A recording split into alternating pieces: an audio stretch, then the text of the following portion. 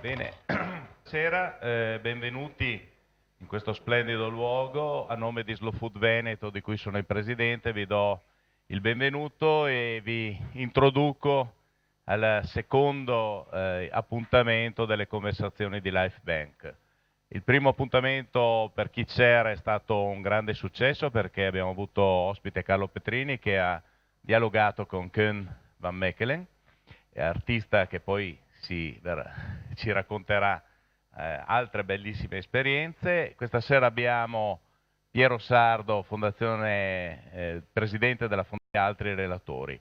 Ringrazio Adriano Berengo ancora una volta per la bellezza di questo progetto che stiamo portando avanti assieme, per la ospitalità che lo contraddistingue come sempre, e passo la parola ad Adriano che ci introdurrà alla serata.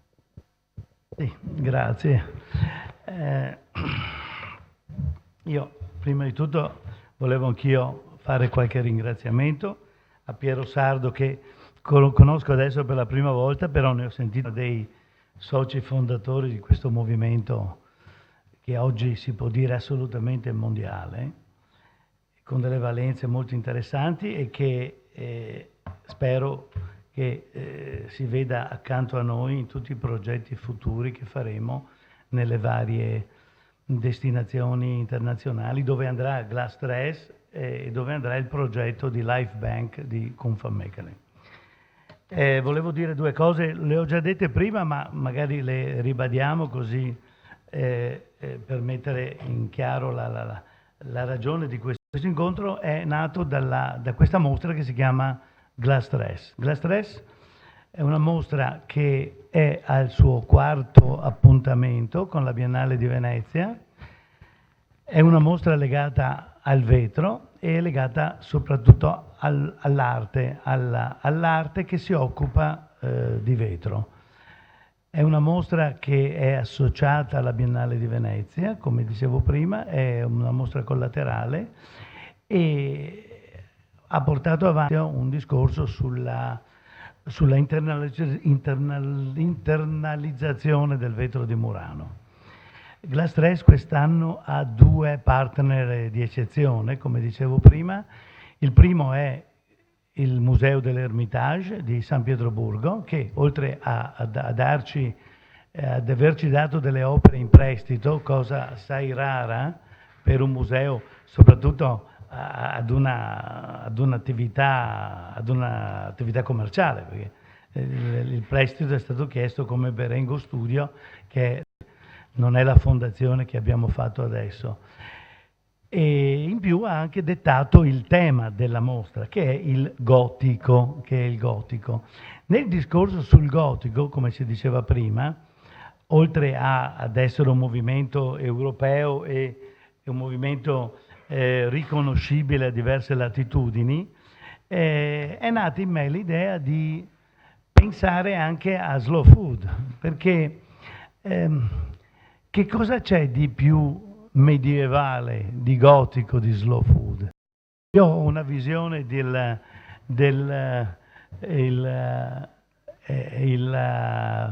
Valvassore che vive nel castello e attorno ci sono i contadini, come si dice forse a torto a chilometro zero, che producono i pomodori, le zucchine e le patate per la corte.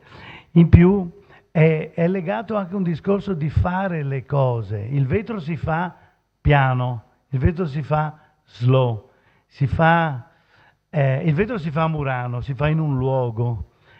È il vetro che in qualche modo ti detta le regole del gioco, non sei tu.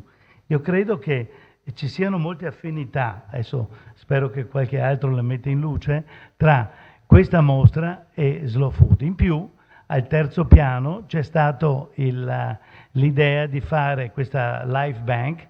Slow Food ha invitato questa artista belga che si occupa assolutamente di biodiversità, in quanto che da più di 15 anni incrocia galline vive e si occupa della specie metaforica che è l'essere umano.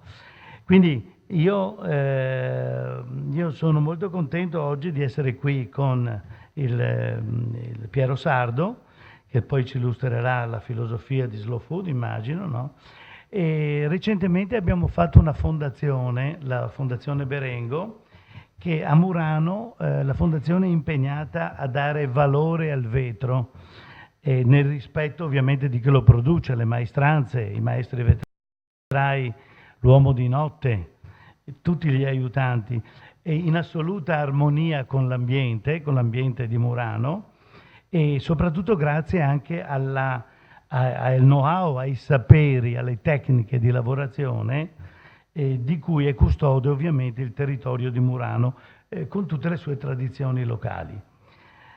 Anche per il vetro, un'altra similitudine con la cucina, anche per il vetro a Murano si preparano le ricette che noi chiamiamo le partite. Le ricette sono miscugli di soda, ossidi di minerale per dare il colore, no? E ovviamente dietro ad ogni ricetta c'è tutta una storia di ingredienti soprattutto locali, ma anche aperti all'influenza estera, aperti all'apporto di situazioni distanti, di situazioni che si sono in qualche modo acclimatate alla temperatura della nostra isola. Questa è una storia straordinaria, forse ancora tutta da raccontare, di una umanità, questa nostra, questa dei maestri vetrai muranese, che ha fatto del vetro un poderoso elemento di creatività. Allora adesso io ringrazio oltre ovviamente al signor Sardo, Claudio De Min, che è un pubblicista del Gazzettino, e do lui la palla in modo che metta in moto questa serie di conferenze, questa conferenza in particolare con l'artista Kun van Mechelen, che è la seconda uscita qui a Venezia, e io sono molto quello che sta facendo nei riguardi del vetro, nei riguardi della biodiversità e nei riguardi della vita.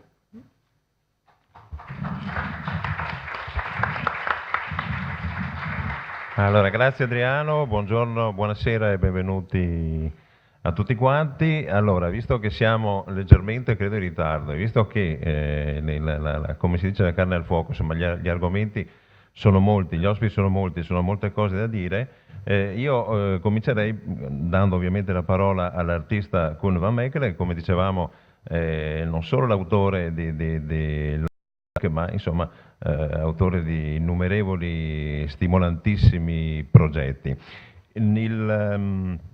La conversazione di oggi verte, cioè il titolo della conversazione di oggi è Ogni organismo alla ricerca di un altro organismo per sopravvivere, che è anche il titolo della home page del sito di Opundi, se dico bene, l'Open University of Diversity, che è una delle numerose iniziative, di numerosi progetti di Kun. Tra l'altro, se mi ricordo bene, questa frase è completata: ogni organismo a ricerca di un altro organismo per sopravvivere, compresi l'uomo e i polli. E quindi vorrei che Kun cominciasse ovviamente a spiegarci cosa c'è alla base di tutto questo.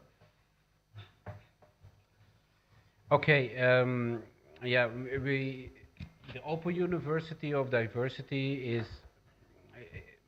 is actually an idea that came out after 20 years of making my Cosmopolitan Chicken project. My Cosmopolitan Chicken project is actually a project about bioculture diversity.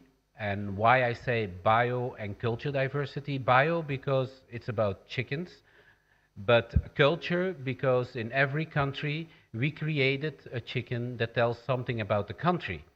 So chickens are not from here, but actually they are immigrants, and they are adapt to the region where we give them space to survive.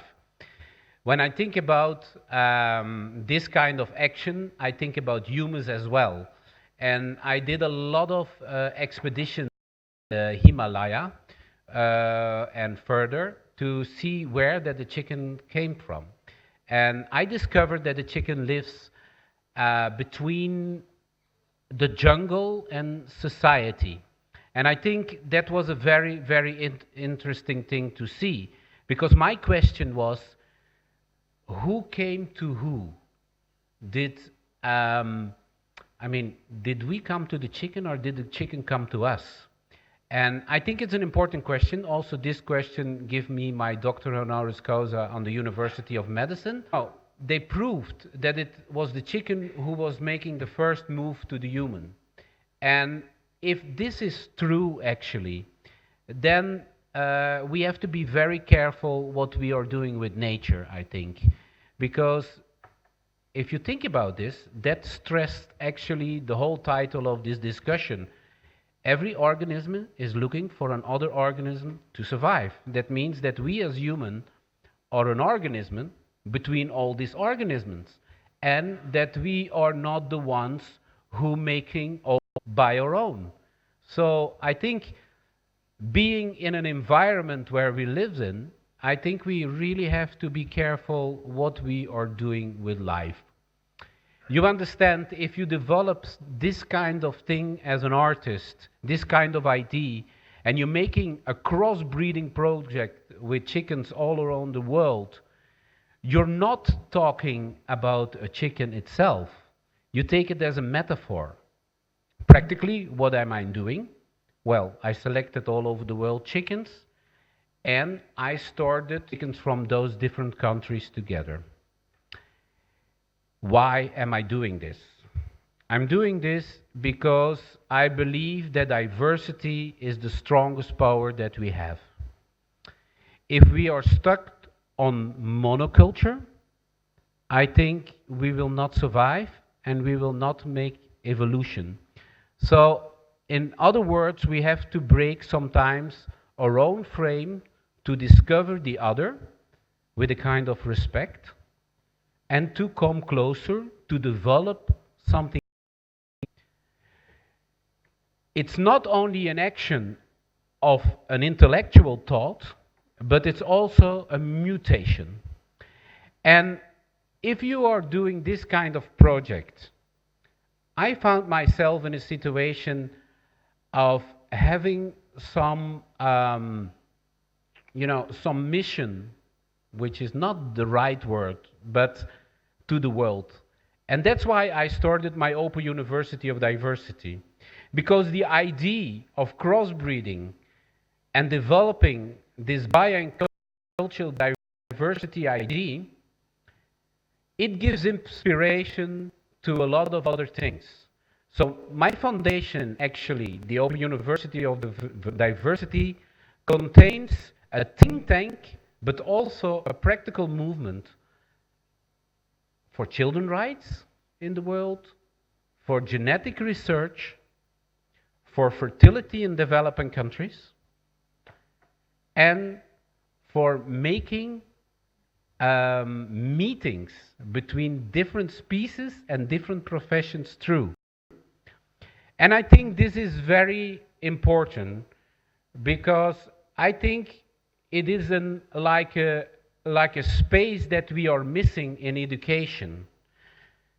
And I can prove this with many things, because we bring universities from all over the world together, professors, they never talk to each other, a geneticist to talk with a biologist, but also to a social entrepreneur, a philosopher. And I think we really need this kind of cross movements again. I believe that is a new way of living. So the movie where you're looking now, it's a new space that I got from the mayor in Belgium, the city of Genk, which is a city a little bit in trouble. It's a space which was a formal zoo, and it's in the middle of the communities, next to an industry, next to an agriculture landscape, and next to a national park. So it's really between a conflict zone. And I think that my work is dealing with conflicts.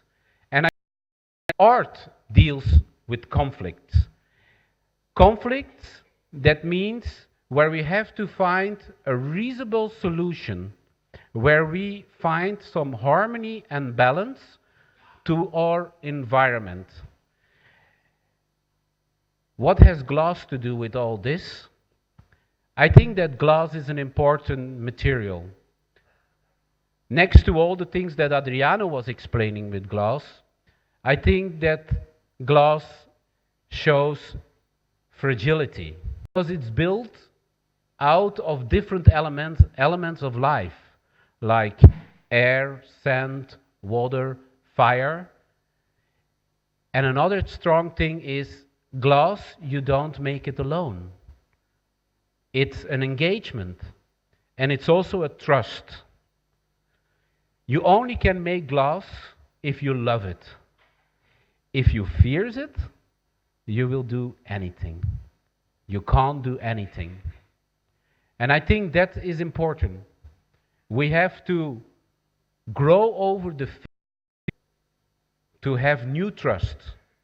And we only can have this in meetings.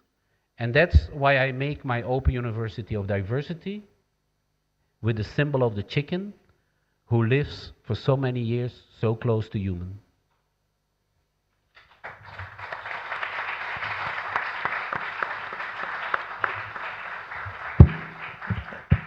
Ecco Piero Sardo, che è il presidente della Fondazione Slow Food per la biodiversità, una frase di Kuhn,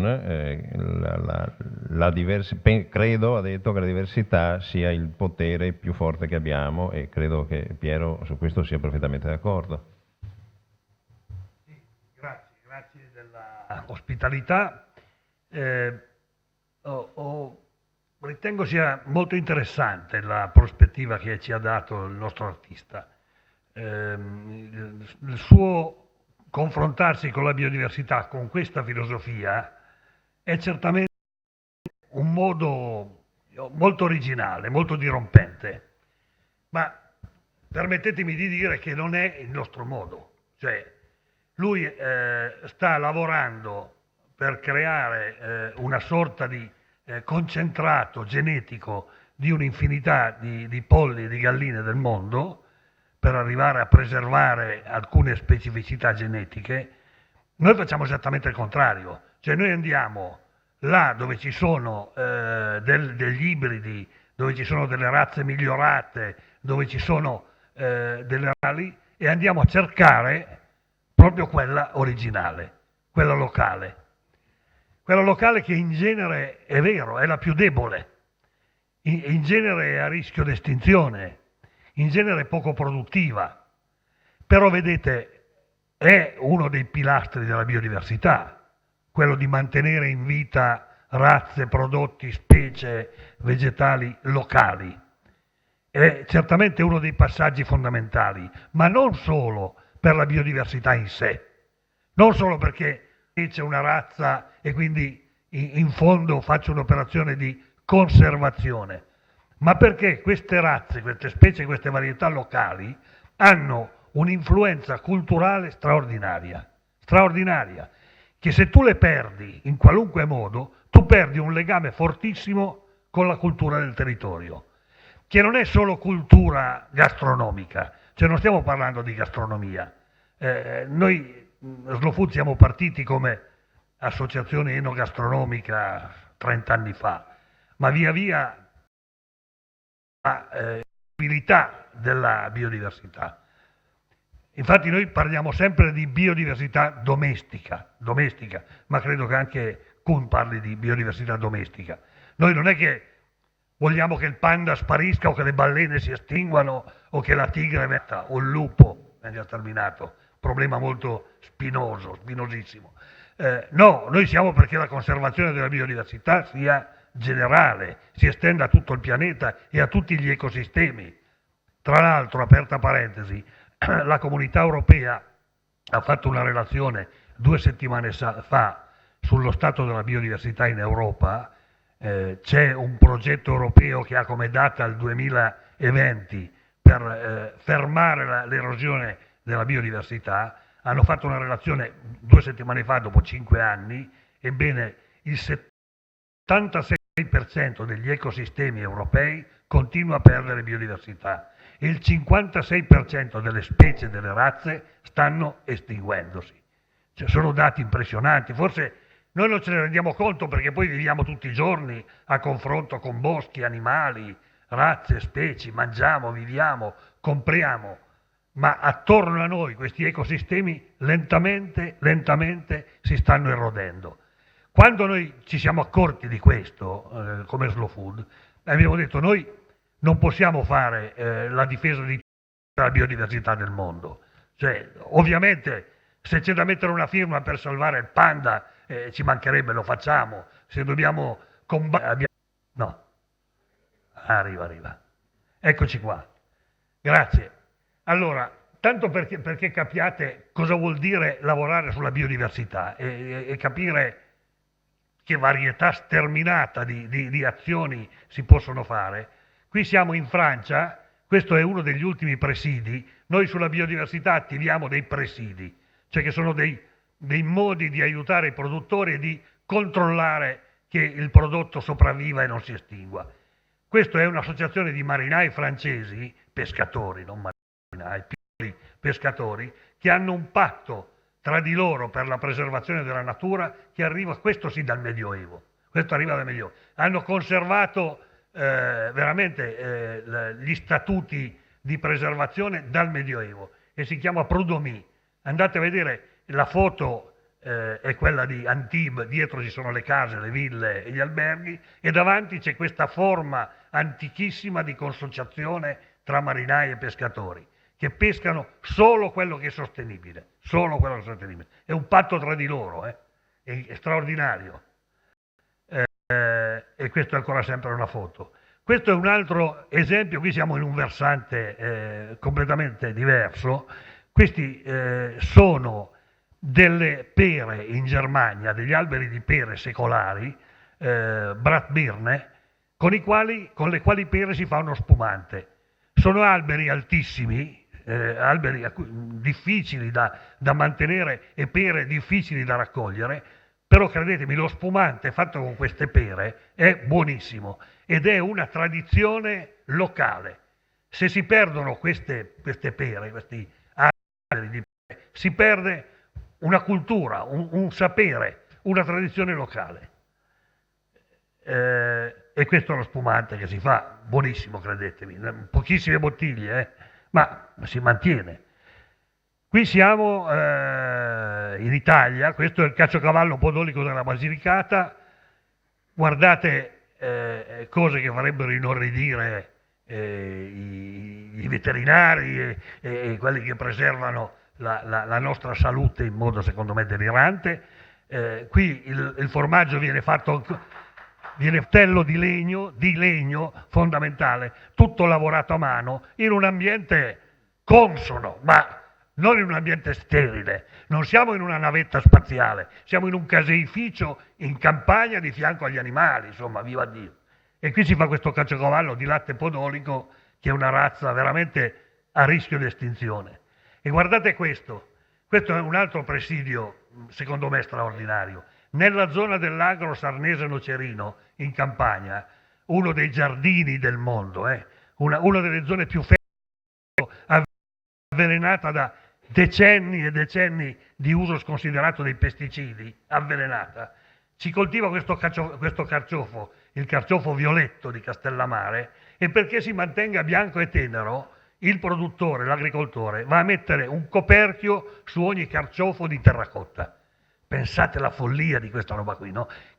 Pensate com'è antieconomica questa cosa qui, cioè, completamente antieconomica. Eppure lo fanno. E adesso in qualche modo lo vendono a un prezzo migliore perché li abbiamo aiutati. Ma perché perdere questo? Soltanto per la modernità, solo perché c'è tempo, ci vuole passione, bisogna trovare qualcuno che faccia i coperchi.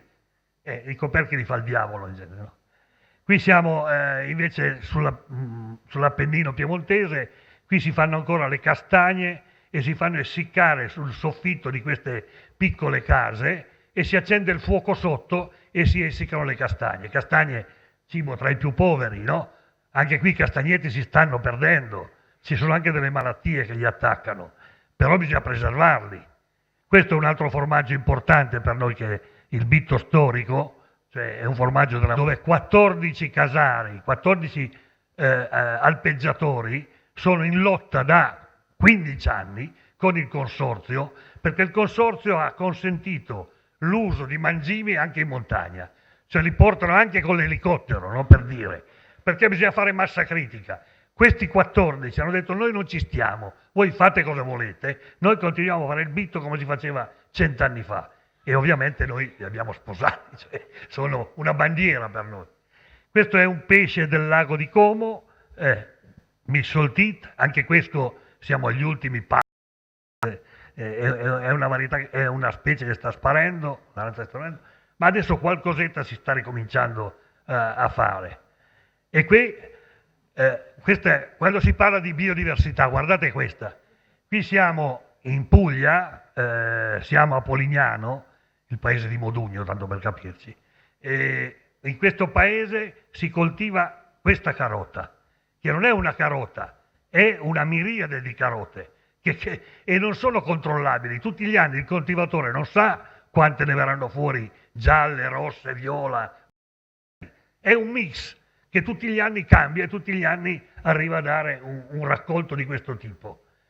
E questa è un'altra cosa straordinaria, altra cosa che ci dice come la biodiversità si lega anche a dei fenomeni, dei processi incredibili. Questa è la capra girgentana, siamo nell'Agrigentino, in Sicilia.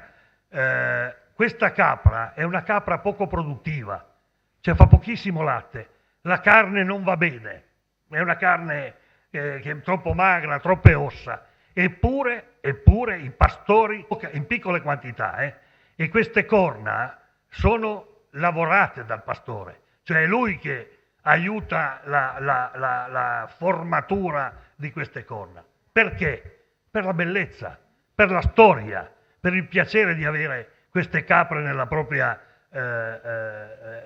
azienda. Maiale nero dei Nebrodi, accelero un attimo che sennò poi mi sparano. Qui siamo nei Nebrodi, sempre in Sicilia, un maiale autoctono, antico, degno del Camon, degno dell'Impagnolo. Però guardate che meraviglia questi maiali. Poi guardate una foto degli allevamenti industriali, degli allevamenti moderni di suini. C'è da vergognarsi di essere uomini, vergognarsi. Questi sono gli allevamenti. Poi si può anche uccidere e mangiare. Cioè, io non sono vegetariano, quasi, ma non lo sono. Si può anche uccidere e mangiare, però se lo allevi così, e quindi fa una vita degna, muore in un modo degno, possibilmente inconsapevole, e si fanno dei prodotti straordinari. Questa è una zona di pesca dell'Olanda, questo è un pane del Vallese svizzero, pane di segala, e lo stampo cambia ogni mese. Quindi hanno una serie di stampi, quando cambia il mese cambia lo stampo. Qui siamo, questo ci tengo particolarmente perché questo è un presidio che ho visitato io per primo, qui siamo a Capoverde, uno pensa a Capoverde, pensa alle spiagge, pensa alle vacanze, ai villaggi turistici, e invece c'è nell'isola di Sant'Antao, la prima, la più alta, in questo altipiano di Bologna, c'è una serie di allevatori di capre che fanno formaggio, non c'hanno nulla in queste capanne, fanno questo formaggio a coagulazione acida e guardate dove vivono le capre. Io dico che leccano pietre e fanno latte, cioè è un mistero come facciano a mantenersi e a fare latte queste capre, no? In questo altopiano brullo, desolato. Poi ogni tanto gli comprano un po' di mangime perché sennò non sopravvivono, ma qui aspettano la pioggia. Se c'è un pelo di pioggia spunta un po' d'erba e le capre fanno il latte, se non piove non lo fanno. Questo è un presidio del caprino di Bologna. E qui un'altra cosa, anche questa, qui siamo tra l'Uganda e il Ruanda, tra questi due paesi c'è un corridoio che si chiama il corridoio del bestiame, in cui i pastori nomadi portano e fanno camminare le loro mandrie alla ricerca del pascolo, perché il problema della siccità ormai sta devastando questi paesi. Tra queste mandrie, tra le quali ce ne sono anche di moderne, mandate dalla Comunità Europea, dalla FAO, perché ti dicono questa vacca qui, che è quella tradizionale, non produce abbastanza. Usate la vacca frisona che fa il triplo di là. Questa vacca qui, che è quella storica, che allevano da migliaia d'anni, è quella che resiste alla siccità. Resiste, e prima o poi si accorgeranno che aver consigliato di sostituirla è stato un errore clamoroso, clamoroso. Questa è la vacca che lì vive. E poi guardate che corna, guardate che meraviglia.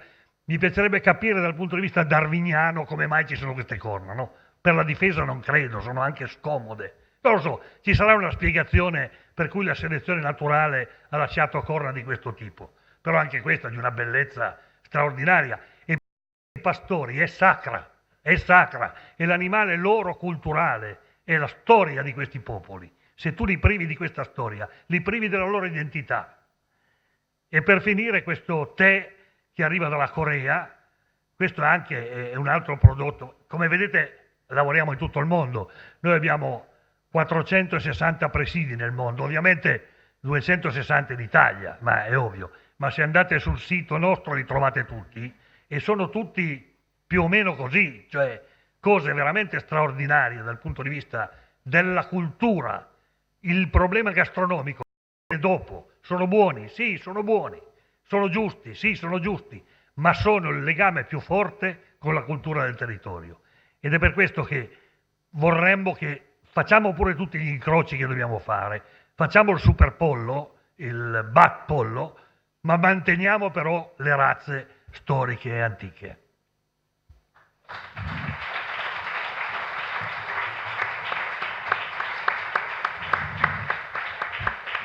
Allora, grazie Piero. Volevo a questo punto ovviamente una replica di Kuhn e soprattutto prima parte e poi anche insomma, sulla premessa ma anche sulla chiusura del discorso di Piero dove dice che però l'idea del superpollo in realtà è un'idea che non è molto in sintonia con la filosofia di Slow Food. E poi volevo chiederti un'altra cosa, siccome stiamo parlando di cibo e ovviamente di cose che si mangiano, come ti poni tu nel tuo progetto sui polli e sulle galline rispetto al fatto che poi il pollo e la gallina si mangia?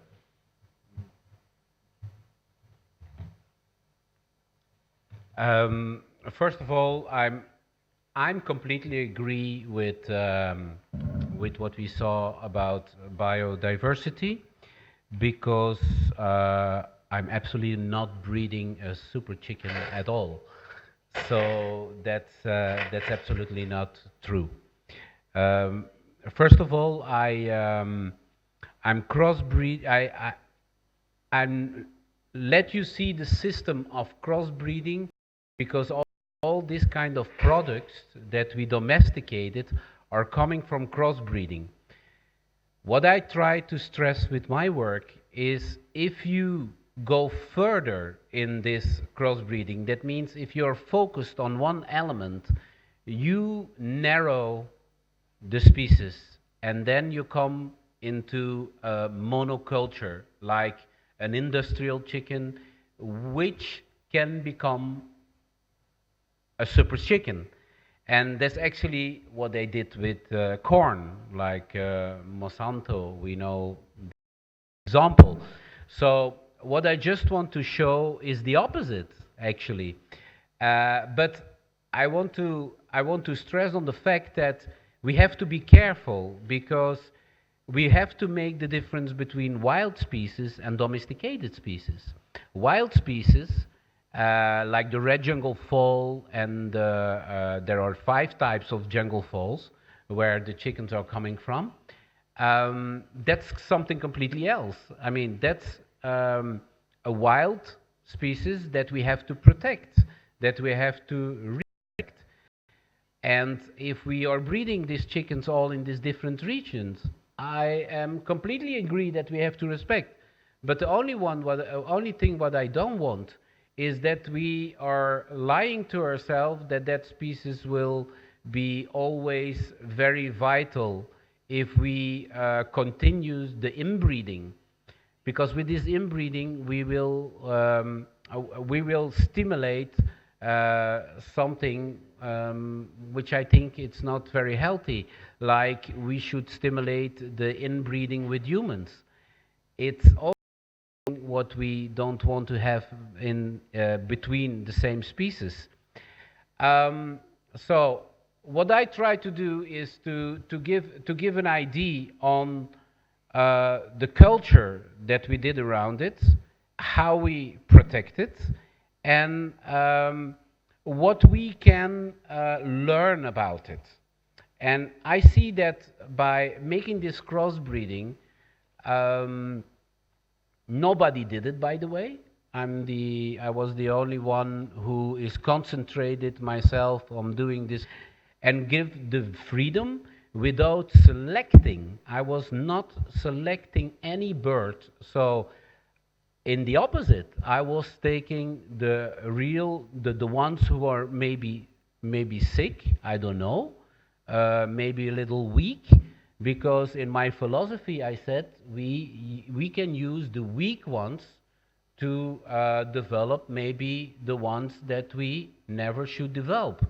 In the industry is something else. In the industry they go and they check and they say and they specifically select, and out of the selection comes a new breed. It's absolutely not that. I want to give the metaphor of a society, how we live, how we fell in love with somebody else, and not thinking about is the other vital, beautiful, strong enough to have a new child. Is actually an idea of a society. It's an idea of how humans cross over the world. So by having this idea and bringing different minds together, and as I said it before, art is about conflicts. Art is about trying to come closer together, have a meaning and have another meaning, but make comment on society. With two meanings, where you give comment on society, you create a space in between. So the space in between can give solutions.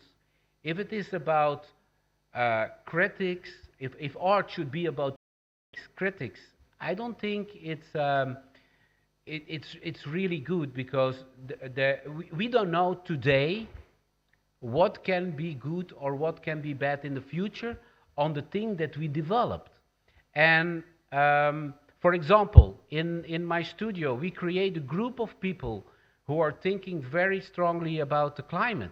Because our country, for example, Belgium, the CO2, we just don't, we don't just make it, in the international law.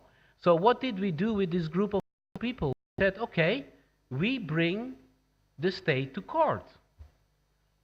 And why are we doing this? It's very simple. Because if I'm driving too fast with my car, they give me a permit. They give me a bill. If I'm driving too fast another time, they bring me to court. And they take my driver's license. But politicians, they don't respect the law. And we can't do anything. So with this group of people, we are saying, okay, we can dance for the climate. We can have all this kind of beautiful things, whatever, where everybody likes, but we did it so many times. But then they say, okay, can we go with you on the picture, But if you bring it to court, it's a completely other thing. Then it becomes very serious. I think, that's also conflict. That's where we have to think about how we do this, because that's human rights, in my opinion. Because what they do, they buy clean air in Russia or in I don't know, in Ukraine. I don't know where they buy it. But I don't think this is the way you do. We live in a global world today, and the biggest ethics that we have for tomorrow is how we gonna share all our natural sources.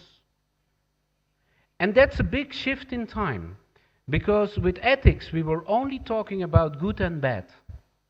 And I don't think this is the question not only the question. We have to think about the natural sources. And I think with the Open University of Diversity, this is also where we're talking about. And that's why I like to let people think in my new space why all the different elements or organisms are talking to each other. And I will build it up very specifically. So there will be the old building where it was a formal zoo and it was a mine director's villa of the mine director. And in that villa, the foundations. We will bring the foundation under a library, which is like here, the third floor a little bit, but it's the lock, it's the library of collective knowledge. Then we have the studio, which is actually like a think tank, a library, but in another way, where we discuss what humans did with life and with their environment. Actually, you can symbolize it through the chicken. It was not only built for biological purpose, but also on cultural purpose, which is beautiful, and I absolutely agree. We cannot lose that. So, but we have to know how we can't lose it. And then you go to the third part. The third part, you see the domesticated animals. They are not changed on the surface, like the dromedaries or the llamas or the alpaca. They are the new immigrants. What are we doing with new immigrants? What kind of conflict is this? In a region full of immigrants, 100 different nationalities, they came there for the mine. So what kind of discussion do we have to make there? And that was one of the other projects that I had, that we discovered that there is a very big immune system. Via the dang, the shit of the dromedary, we can breed mushrooms, and they can increase the mushrooms, the proteins. We can give it to the chickens. We can give the mycelium after that we harvest the mushroom, and that we have this natural egg. These are new systems. These are new things to think about. And then we go further, and then I will bring back the wolves in that area, because the wolves are disappeared.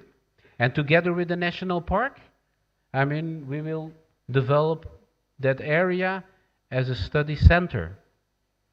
And I think that's a whole kind of, from urban fauna to wildlife, to try to understand where we're in and in what trap we're in. Because since domestication started, and we are the biggest domesticated animal in the world, humans, we are in a big trap. And we have to find the right system how to survive. Not only the system for us, but the systems for all the organisms. And that's actually what I want to say. I doesn't say anything about the super chicken.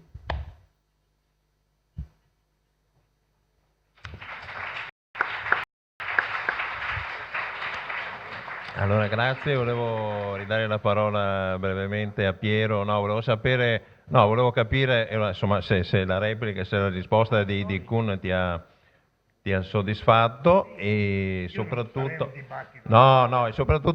mi interessava una cosa interessante, una delle cose che ha detto, che mi pare interessante, una delle molte cose interessanti, come suddividerci, questo è uno dei grossi problemi, come suddividerci le risorse naturali di cui disponiamo, che non sono ovviamente illimitate, e come si pone ovviamente la Fondazione Slow Food della biodiversità su questo tema.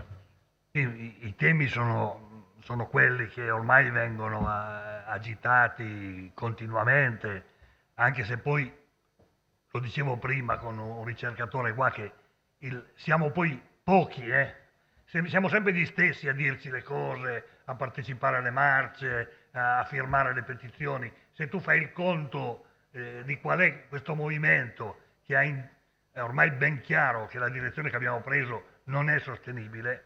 Ahimè, siamo tantissimi.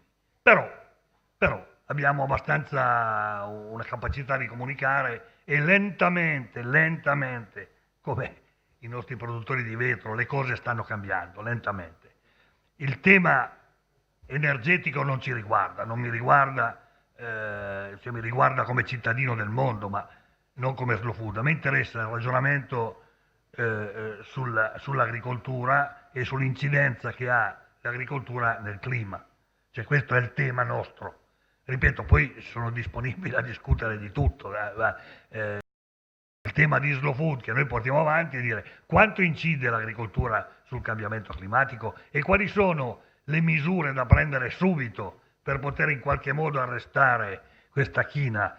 Una china che ormai molti scienziati dicono che è troppo tardi. Cioè, veramente un gruppo di scienziati ha già detto a una domanda, dice cosa possiamo fare? Nulla. Ormai è andata, ci abbiamo valcato la metà. Io non sono così pessimista, spero di no, anche perché non vedrò la fine del mondo, ma se cominciano a dire che è veramente troppo tardi, che si può anche innescare un meccanismo di chi se ne frega generale, tanto, e lo trovo molto pericoloso questo, no? Dire non c'è più nulla da fare, quindi vabbè, liberi tutti, andiamo alla deriva. No, invece ci sono alcune cose che si possono fare. La prima, secondo noi, è quella di ridurre l'agroindustria. Questo è il passaggio fondamentale, no? Cioè l'agroindustria è stato uno dei mali storici del dopoguerra, mali storici, anche se ha incrementato la produzione, cioè è indubbio che ha incrementato la produzione, ma a che prezzo? Sapete, si parla che ci siano ancora 60 raccolti nel mondo, 60 sono 3 generazioni, non sono 60 raccolti, perché la terra ormai è talmente sfruttata, talmente imbevuta di pesticidi, di fertilizzanti, di anticritogamici, che sta morendo, è sostanzialmente morta, non è più una terra viva, è soltanto più un contenitore di chimica, un supporto di chimica. E questo è l'elemento più grave che abbiamo davanti.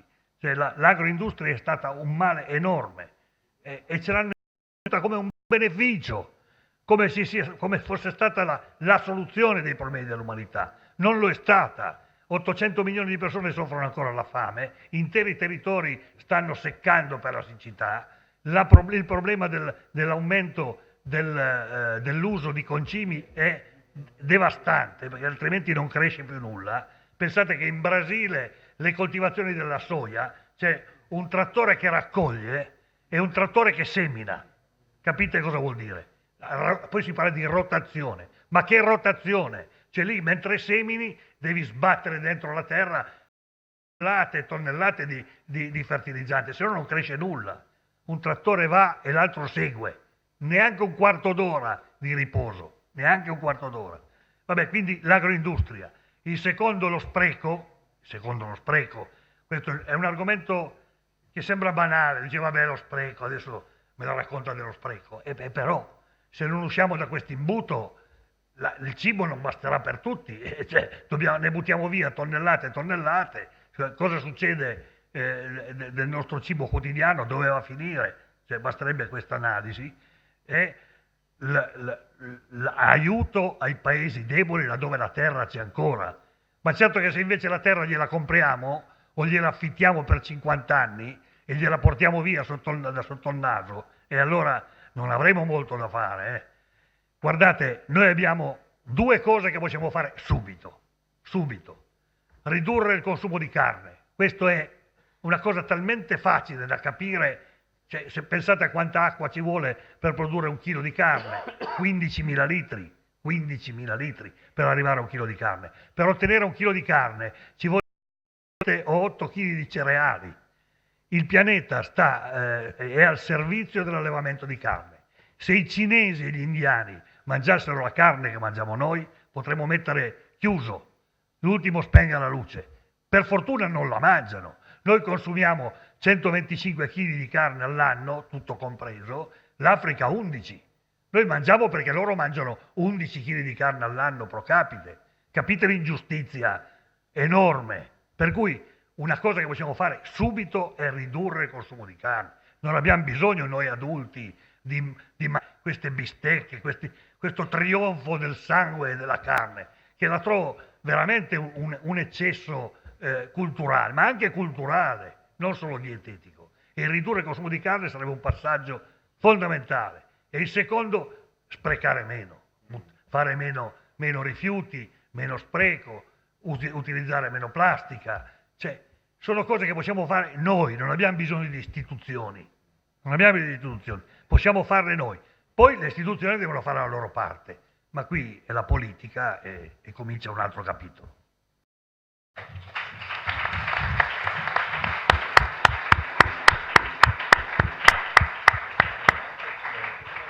Prima di passare la parola nuovamente ad Adriano, che introdurrà un altro segmento della nostra serata, esco per un secondo, per un attimo fuori tema, chiedo scusa a tutti, perché mi incuriosiva, siccome vedo un giovane chef qua davanti, mi incuriosiva sapere come mai Kuhn, che so che ha cominciato come chef, come mai, cosa c'era che non andava in quel lavoro e insomma cosa ti ha fatto cambiare strada.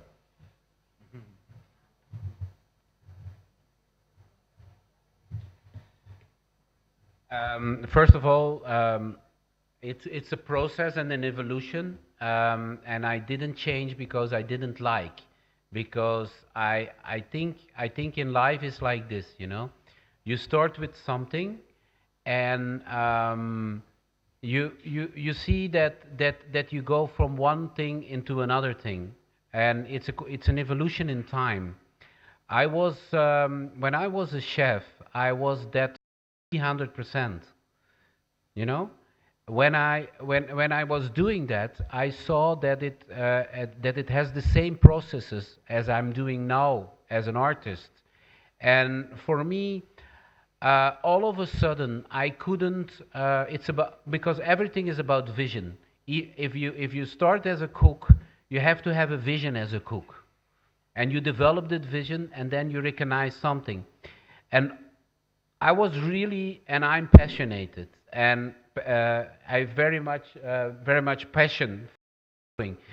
When I was a cook, I immediately went to the highest level, the best restaurant in the world, the one who was going and looking with respect to what the products were.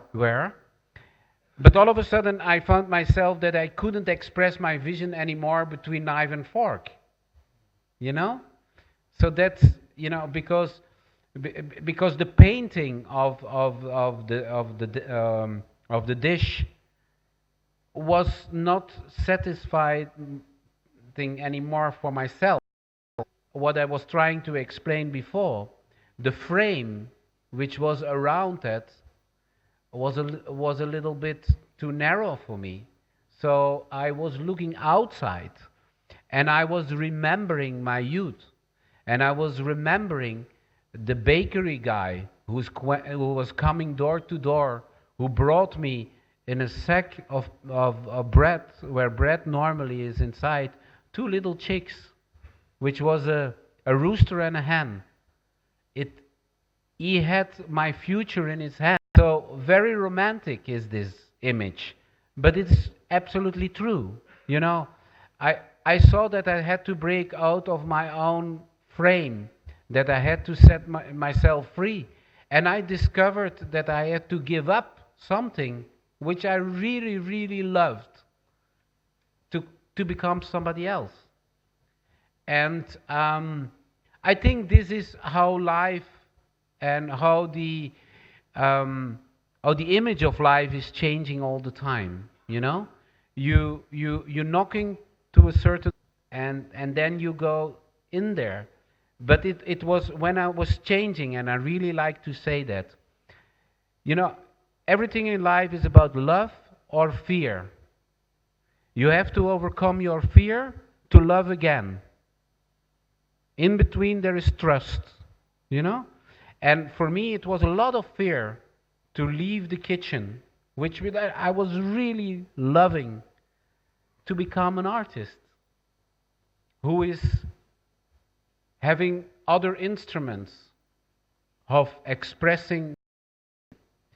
And I think that even when you are an artist, and I said it here before, it's like Leonardo da Vinci, you know? On a certain moment, you know, you do maybe something for society, and all of a sudden you see that what you discovered or what you were making is flying around you. So you have a responsibility, and you follow the responsibility that you have in life. That's why I leave the kitchen. Grazie. Sì, ma al di là di questo impatto filosofico di Kuhn, lui non dice che era un grande cuoco, perché lui sin da subito, quando uscì dalla scuola, si è inserito nei migliori ristoranti del mondo. Lui è stato a Georges V di Parigi come primo cuoco.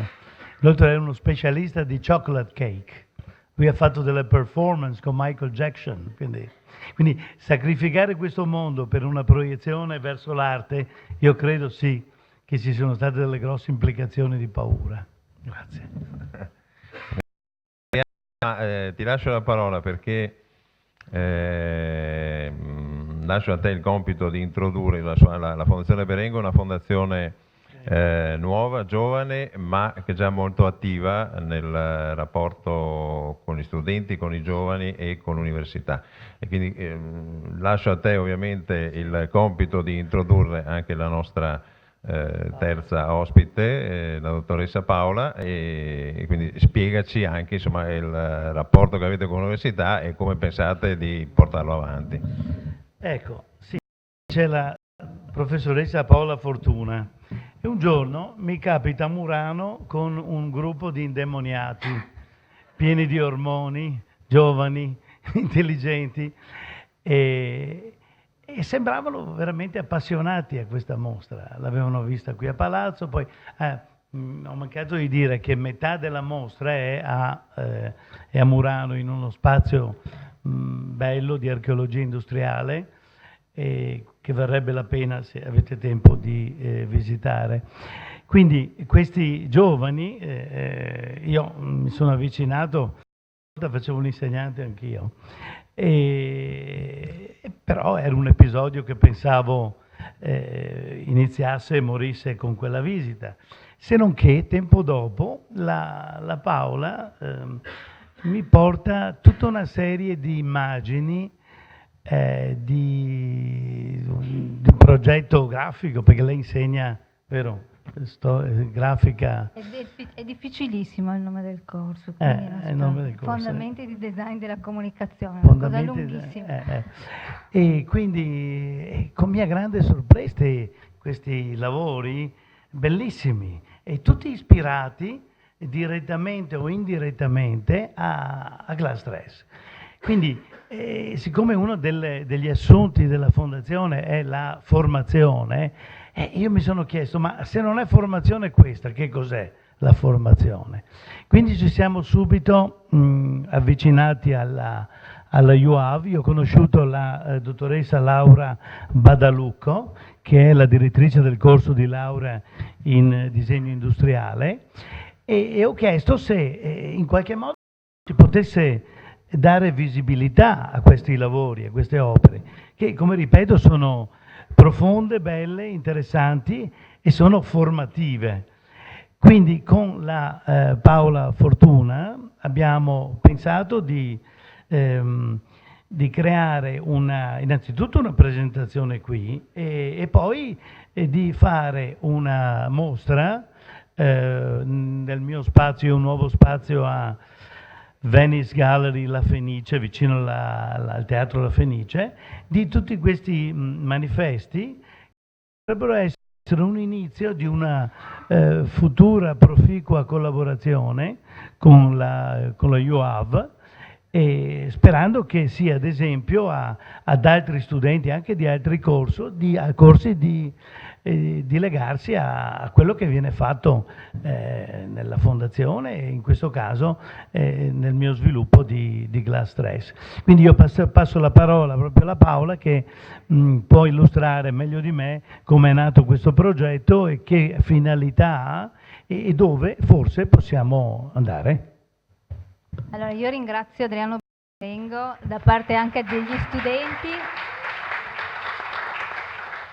e dello UAV per questa meravigliosa avventura a cui ha lasciato che appunto partecipassimo come università, e soprattutto all'entusiasmo, ringrazio anche soprattutto i ragazzi per l'entusiasmo che hanno avuto in questo approccio, quindi vogliamo fare un applauso anche a loro che sono qui con noi fino a stasera.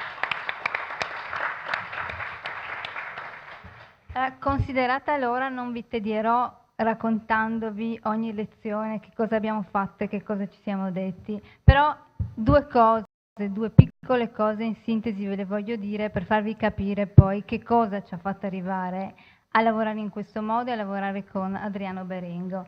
Allora, dopo un percorso di apprendimento basato proprio sullo sguardo come strumento progettuale, e che è durato molti mesi, perché noi ci vedevamo tutto il giovedì e tutto il venerdì allo UAV in un laboratorio di progettazione visiva, abbiamo capito, cioè dovevamo in qualche modo arrivare a quella che doveva essere l'esercitazione finale. L'esercitazione finale è quindi il compito che questi ragazzi dovevano svolgere per l'esame, che è il dito più importante, non solo di valutazione, ma anche per la loro crescita. Allora dovevamo in qualche modo tirare le reti, raccogliere i frutti degli esercizi che avevano fatto durante l'anno, ma anche in qualche modo con le mie collaboratrici che ringrazio, Asia e Sabina, dovevamo in qualche modo tracciare le basi di quello che poi sarà il futuro professionista del design.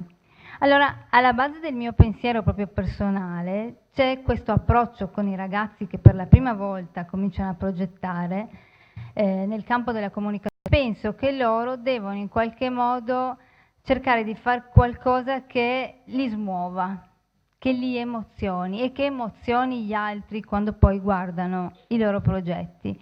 Quindi per me questa era la prima cosa importante.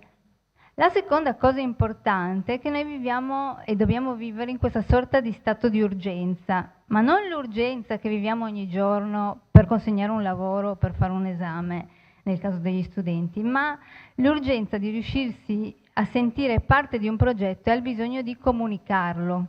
Non è un caso se i migliori progetti appunto di comunicazione visiva nascono proprio dalla partecipazione del progettista alla voglia proprio di voler comunicare un concetto.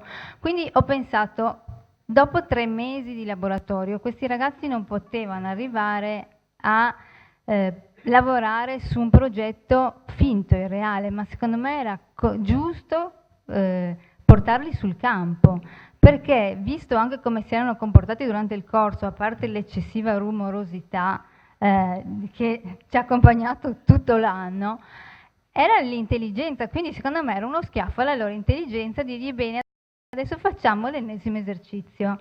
In realtà questa cosa è nata proprio alla fine del corso. L'ultimo elemento invece è, che io credo sia importante per il progetto, è una sorta di disposizione d'animo che noi dobbiamo avere quando ci approcciamo al progetto e quando loro si approcciano al progetto, quando loro si formano. Quindi una sorta di posizione che ha la nostra mente e il nostro corpo nei confronti di quello che noi andiamo a pensare, di quello che noi andiamo a fare. Quindi fare una cosa male o fare per farla non ha nessun senso. Quindi io gli ho chiesto di avere una sorta di passione. La differenza, l'ho detta più volte al corso, tra essere designer e fare il designer sta nella passione che si mette in questo meraviglioso mestiere. Quindi doveva nascere una sorta, lasciatemi questo termine, di passione e innamoramento. Ho parlato anche con i miei colleghi di quest'idea di progetto e loro mi hanno detto: ma sono al primo anno, questi ragazzi sono del primo anno, va bene l'innamoramento, ma la passione arriverà. E io ho detto: ma scusate, perché forse c'è qualcosa che non va, forse non sei corrisposto. E allora ho detto: proviamo.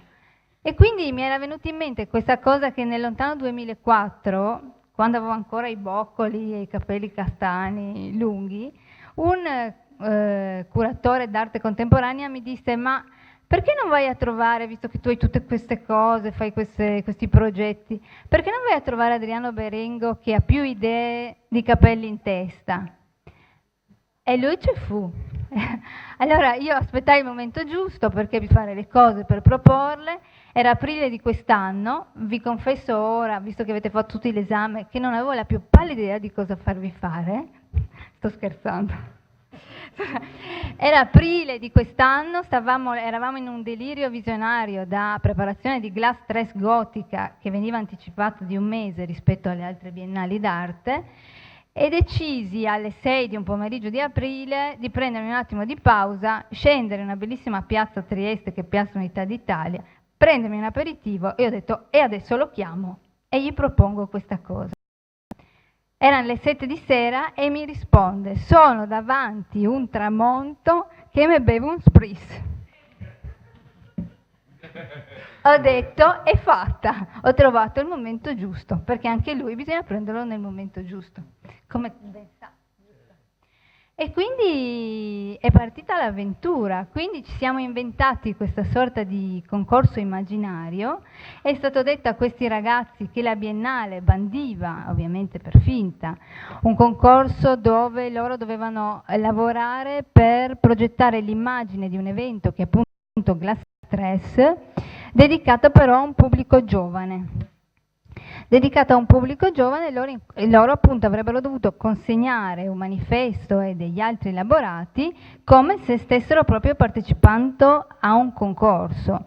Lui ci ha aperto le porte, come vediamo dalle immagini alle mie spalle, alle nostre spalle, ed è andato tutto benissimo. Ma io dico, qual è il connubio migliore di mettere assieme UAV, facoltà che vede materie e temi come architettura, arte, design, spettacolo e moda, con la Fondazione Berengo e con, in questo caso, Glass 3 gotica quest'anno, che è una sorta di cannocchiale, no? Sulle idee del mondo, sulle diversità, perché gli artisti su cui questi ragazzi si sono trovati a lavorare erano artisti che provenivano e che provengono, l'avete visto prima, quando avete fatto la visita, da 20 paesi diversi.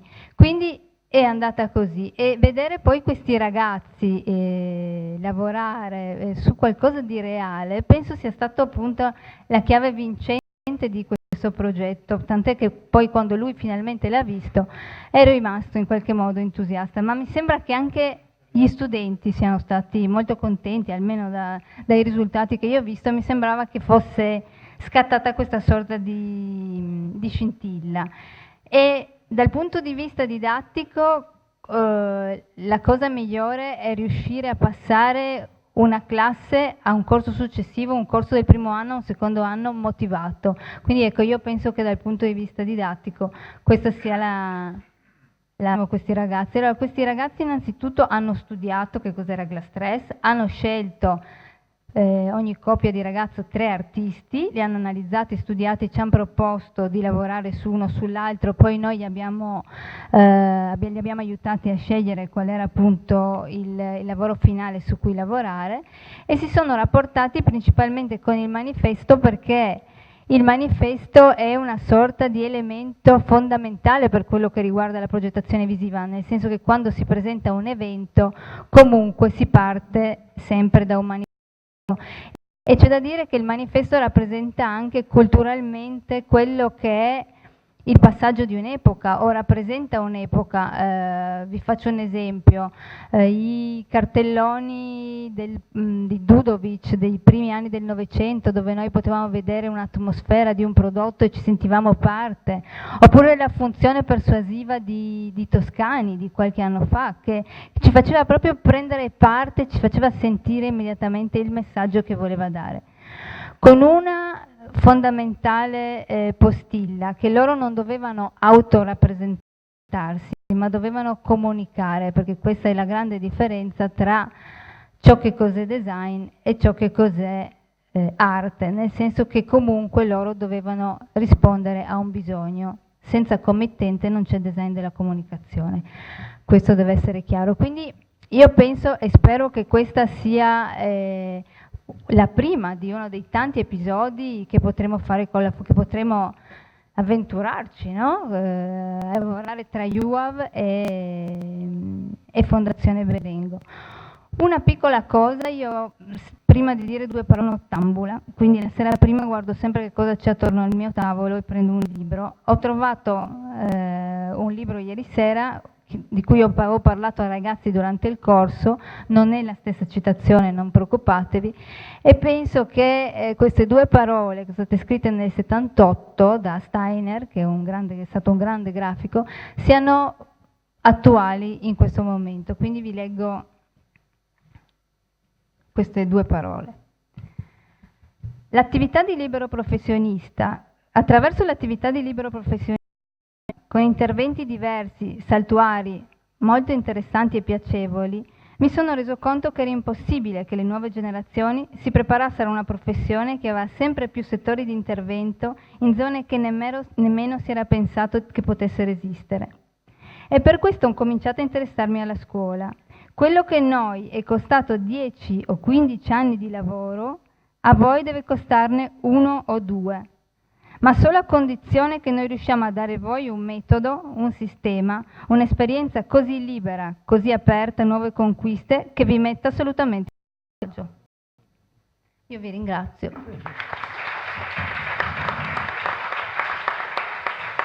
Grazie anche alla dottoressa Fontana. Fortuna, chiedo scusa, la Fontana è l'amministratore delegato del mio giornale, forse perché ce l'ho sempre in testa, è un incubo, allora forse per quello. No, nonostante siamo in grave ritardo, la colpa del ritardo in questi casi sia sempre del moderatore, però visto che abbiamo qui i ragazzi dello UAV, mi chiedevo se qualcuno di loro aveva voglia di fare qualche domanda, naturalmente molto sintetica.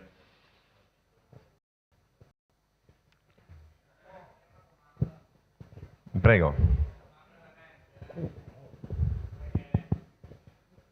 Avrei una domanda all'artista.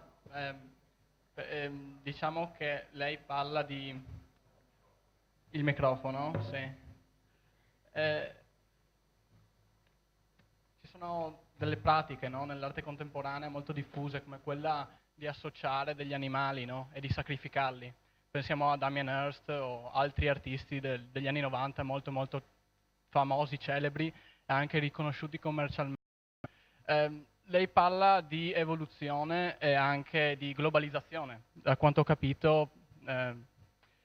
E che relazione c'è tra etica ed estetica? È giusto, secondo lei, sacrificare l'etica in virtù dell'estetica? Lei lo fa, però volevo sapere il suo punto di vista. Grazie.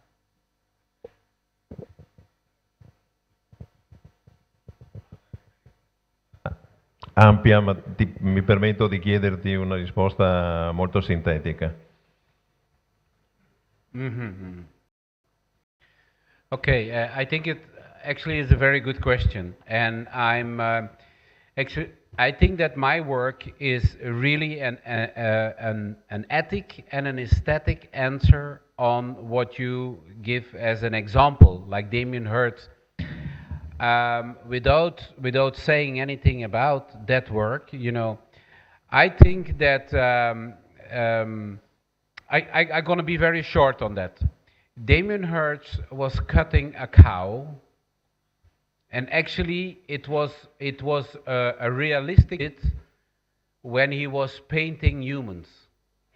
The only difference is that was fiction, and Hertz was showing reality, very close to what we called fin de siècle. So Damien Hirst did that and went and opened the restaurant after.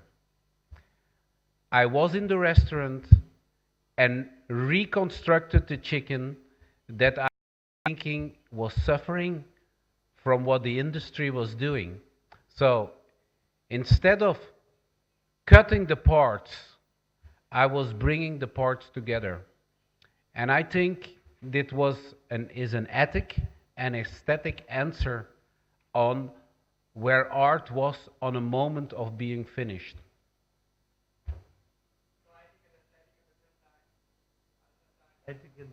Ethic and aesthetic at the same time. And I think it's very necessary today that we have ethic and aesthetic at the same time. because everything is changing now, because we're feeling that the environment is changing, so the answer of and the comment of an artist is also changing.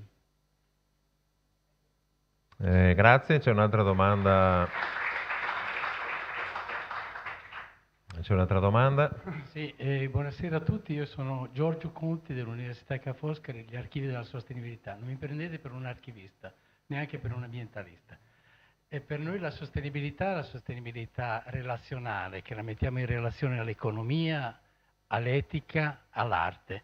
Allora pochi sanno, e quindi ringrazio moltissimo ad esempio il Berengo, che se noi abbiamo un movimento mondiale dei Verdi, lo dobbiamo a un artista tedesco che si è inventato, che si chiama Joseph Beuys, che negli anni 60 all'Accademia di Düsseldorf ha inventato il movimento dei Verdi. Se noi abbiamo in tutto il mondo la VIA, che è la valutazione di impatto ambientale, lo dobbiamo a dei poeti di San Francisco che si sono opposti che, ad esempio, ogni parte, ogni segmento del Colorado diventasse una diga, perché dice il fiume non può essere solo a vantaggio dell'industria idroelettrica. Allora, che non è solo una questione di etica e di estetica.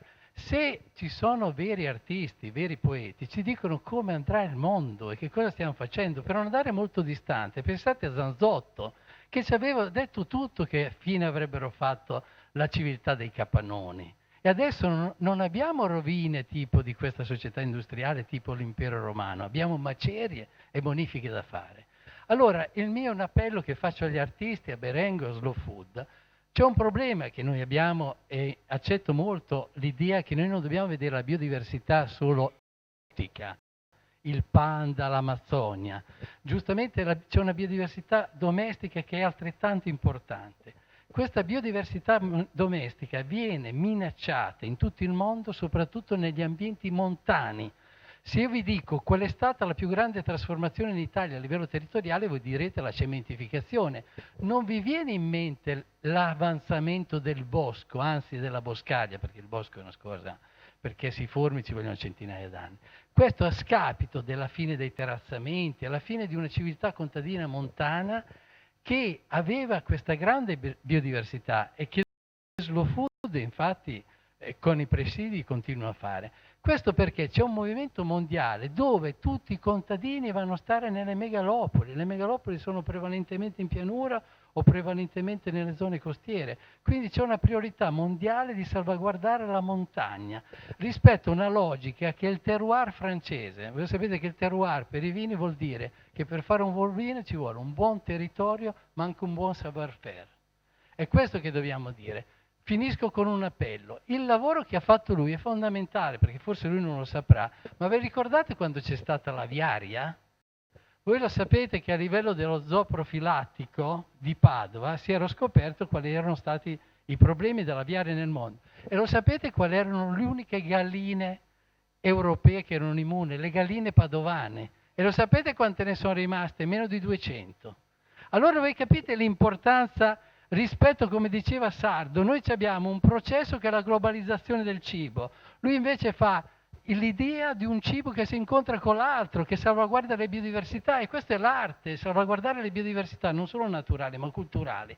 Dico questo perché noi ci troviamo di fronte a un problema del cibo che ha a che fare con i diritti umani. Chi vorrà il 30 di novembre al Candiani ho organizzato un evento con ad esempio Fair Trade, che è un'organizzazione che si occupa di certificazione del cibo equo e solidale, sugli schiavi del cacao.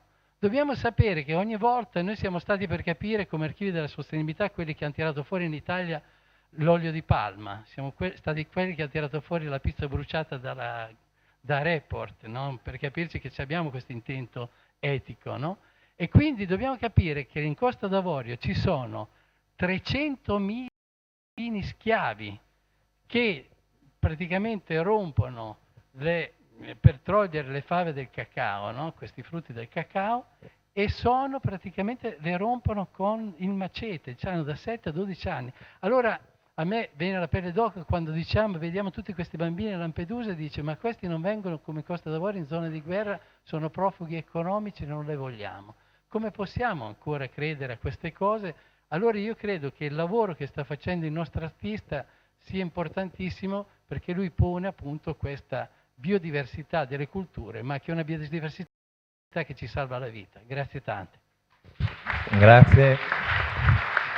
Mi ha un po' imbrogliato perché non era una domanda ma una riflessione, per quanto molto interessante. Vorrei che su questa Piero facesse un'ultimissima considerazione di chiusura. Ha detto tutto lui, cioè, io sono assolutamente d'accordo.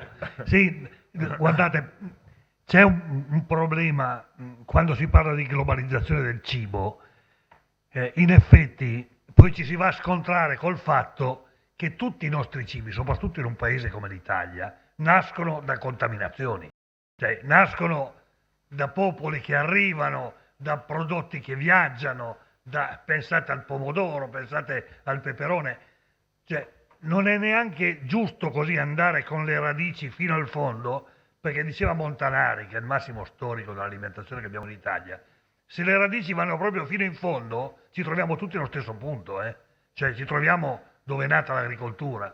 Quindi la globalizzazione è negativa là dove utilizza sistemi negativi. Il fatto che arrivi il caffè in Italia o il cacao, io non lo trovo un fenomeno negativo dal punto di vista della circolazione delle merci, anzi è pessima la coltivazione di caffè in monocultura con i concimi, è pessimo il cacao con gli schiavi, è pessimo il pomodoro cinese fatto a 40 centesimi all'ora per chi lavora al pomodoro. Beh, questa è la globalizzazione che dobbiamo battere e dobbiamo essere informati, ahimè. Dobbiamo essere informati, se no non ce la facciamo. Grazie, allora ringrazio ovviamente Koen van Mechelen, Piero Sardo, la dottoressa Paola Fortuna, stavolta l'ho detto giusto, ovviamente Adriano Berengo, ringrazio tutti voi per essere intervenuti e però passo la parola per un'ultima ghiotta, credo, in comunicazione a Mauro Pasquali. Sì, grazie, intanto ringrazio anch'io tutti quanti perché è stata una serata molto bella. Vedete che qui ormai è diventato famoso perché è stato citato prima, stracitato, Francesco Nicolai. Terminato questo incontro ci spostiamo di là nell'area buffet, chiamiamola così, non so come si chiama, onestamente area rinfresco, perché ci sarà area degustazione, scusami Mauro. Un piccolo rinfresco realizzato con cereali antichi della fattoria sociale, eccolo lì, Pier Giorgio De Filippi, che alzati che così almeno ti vedono, che collabora a questo progetto insieme a Slow Food fin dall'inizio, quindi è una bellissima avventura che ci sta portando avanti da 6 mesi, ma che aveva un antefatto. Francesco ha realizzato gli assaggi che andremo poi a degustare, ce li racconti velocemente proprio in un flash. Innanzitutto grazie, grazie soprattutto a Pier Giorgio che mi dà la possibilità di collaborare con lui, con la Fattoria Biologica Rosmarino in tutti questi eventi e spero di collaborare anche in futuro in altri eventi che ci saranno. Bene, brevemente, quello di cui volevo parlare è un po' quello che sta dietro a tutti gli assaggi che faremo questa sera. Non sono solo degli assaggi che cercano di appagare un po' il gusto, per cui un percorso un po' sensoriale, che chiaramente c'è un lavoro in questi termini, ma soprattutto c'è stata la voglia di fare un lavoro anche a livello un po' concettuale, cioè restare in tema su quello che era il tema della serata. Oggi si parlava di sinergie, di consociazioni a livello dei vegetali, quindi il nostro sforzo è quello di portare dei prodotti che siano abbinati proprio in quest'ottica. Un esempio in maniera da un po' spiegare il tutto. Per esempio portiamo un'insalata di orzo e piselli. Non a caso li mettiamo nello stesso piatto proprio perché vengono coltivati insieme. Cereali leguminose si consociano nella loro vita nel terreno e si aiutano vicendevolmente. Un altro esempio, per esempio, le carote che noi presentiamo in Sahur, che tra le altre anche le carote vengono coltivate insieme alla cipolla proprio per una questione che la cipolla allontana eventuali parassiti. Oltre a questo, chiaramente c'è un discorso sulla stagionalità che comunque noi cerchiamo di tenere sempre presente, per cui avremo delle torte salate con della bieta e della cicoria, del radicchio, per cui con delle note amare e restando sempre sulla stagione. Portiamo una crostata con della marmellata di zucca e una farina di castagne e una farina di monococco, per cui integrale, con dei gusti comunque sempre molto sull'autunno, diciamo, questa stagione molto ricca, molto profumata. E ultimo ma non ultimo, un purè di pastinaca, che è un ortaggio, diciamo, biodiverso perché è un po' dimenticato, che è questo ortaggio che impiega una quantità di tempo incredibile per crescere, perché ci mette dai 12 ai 15 mesi a maturare, che però in questo periodo di tempo così lungo riesce ad affondare le sue radici in profondità e a caricarsi di tutta una serie di principi nutritivi molto importanti. E niente, lascio spazio al vostro giudizio. Niente carne, lavoriamo sul vegetariano. Bene, allora insieme a queste specialità preparate da Francesco avremo un assaggio di vini che abbiamo anche in questo caso in onore della biodiversità selezionato insieme all'Ais Veneto da tutte le province venete, quasi tutte. Vi ricordo l'appuntamento del 7 novembre, sempre qua, dove avremo un incontro con Nino Pascale, presidente di Slow Food Italia, e alcuni specialisti dell'ente CRA di Bergamo, dedicato ai mais antichi. Grazie e arrivederci.